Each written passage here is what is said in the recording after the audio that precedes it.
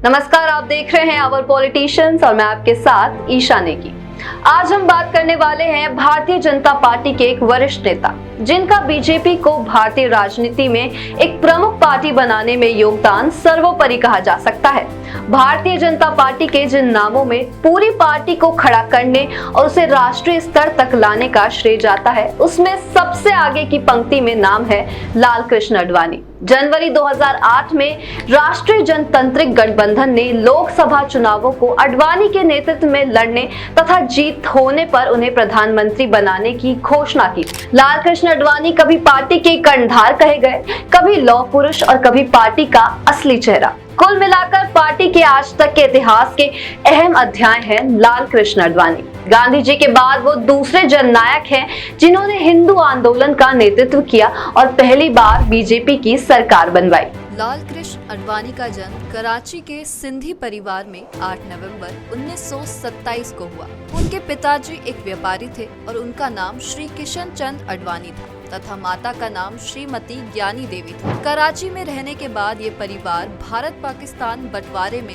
पाकिस्तान से भारत में मुंबई आकर बस गया। लालकृष्ण आडवाणी की स्कूली शिक्षा Saint Patrick's High School Karachi से हुई, जिसके बाद उन्होंने हैदराबाद के एडीजी कॉलेज से अपनी कॉलेज की पढ़ाई पूरी की। इसके अलावा पाकिस्तान से भारत आने के बाद उन्होंने मुंबई यूनिवर्सिटी के गवर्नमेंट लॉ कॉलेज से अपनी वकालत की पढ़ाई भी पूरी की। एल.के. आडवाणी का विवाह साल 1965 में फरवरी में कमला देवी से हुआ था। इनके एक बेटा और बेटी है जिनका नाम जयंत आडवाणी और प्रतिभा आडवाणी है। लालकृष्ण आडवाणी ने अपनी राजनीतिक सफर की शुरुआत 1942 में आरएसएस के स्वयंसेवी के रूप में की। लालकृष्ण आडवाणी सबसे पहले जब कराची में ही थे तब आरएसएस के प्रचारक बने और आरएसएस को अपनी सेवाएं दिया करते थे। उन्होंने आरएसएस की कई शाखाओं की स्थापना भी की। राजनीति में अपना कदम आगे बढ़ाते हुए 1957 में उन्होंने दिल्ली की ओर कदम बढ़ाया। दिल्ली आने के बाद इन्हें दिल्ली के जनसंघ का अध्यक्ष अपॉइंट किया गया। उन्होंने 1967 में दिल्ली के महानगरीय पार्षद चुनाव लड़ा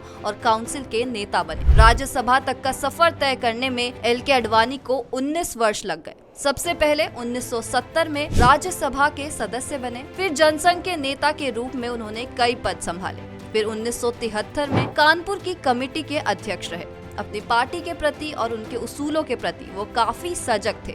राजनीति में यूं ही आगे बढ़ते हुए श्री आडवाणी जी 1976 से 82 तक गुजरात से राज्यसभा के सदस्य रहे। 1977 में एल.के. आडवाणी ने अटल बिहारी वाजपेयी जी के साथ मिलकर लोकसभा के चुनाव लड़े। फिर जनता पार्टी में एक नया मोड़ आया और कई दिग्गज एवं अनुभवी नेता ने जनता पार्टी छोड़कर एक नई पार्टी का निर्माण किया। 1980 में इस पार्टी को भारतीय जनता पार्टी यानी कि भाजपा का नाम दिया गया। आडवाणी इस नई पार्टी के वरिष्ठ एवं महत्वपूर्ण नेता थे। इसके बाद 1986 से 1991 तक पार्टी के अध्यक्ष पद का उत्तरदायित्व भी इन्होंने ही संभाला। आडवाणी के नेतृत्व में भाजपा ने राम जन्मभूमि का मुद्दा उठाया। आज भी भाजपा का राजनीतिक मुद्दा राम मंदिर निर्माण है। इसी दौरान वर्ष 1990 में राम मंदिर आंदोलन के दौरान उन्होंने सोमनाथ से अयोध्या के लिए राम रथ यात्रा निकाली। हालांकि आडवाणी को बीच में ही गिरफ्तार कर लिया गया, पर इस यात्रा के बाद आडवाणी का राजनीतिक कद और बड़ा हो गया।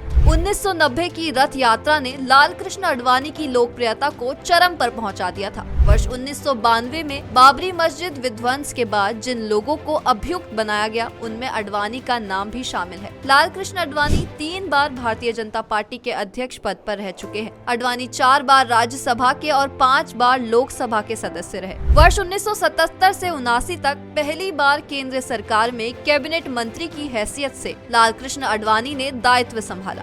आडवाणी इस दौरान सूचना प्रसारण मंत्री रहे। आडवाणी ने अभी तक के राजनीतिक जीवन में सत्ता का जो सर्वोच्च पद संभाला है वो है एनडीए शासन काल के दौरान उप प्रधानमंत्री का। लालकृष्ण आडवाणी वर्ष 1999 में एनडीए की सरकार बनने के बाद अटल बिहारी वाजपेयी के नेतृत्व में केंद्रीय गृह मंत्री बने और फिर इसी सरकार में उन्हें 29 जून 2002 को उप प्रधानमंत्री पद का दायित्व सौंपा गया। आज के लिए बस इतना ही। मैं मिलती हूँ आपसे हमारी नेक्स्ट वीडियो में। तब तक के लिए वीडियो को लाइक करें, शेयर करें और हमारे चैनल को जरूर सब्सक्राइब करें।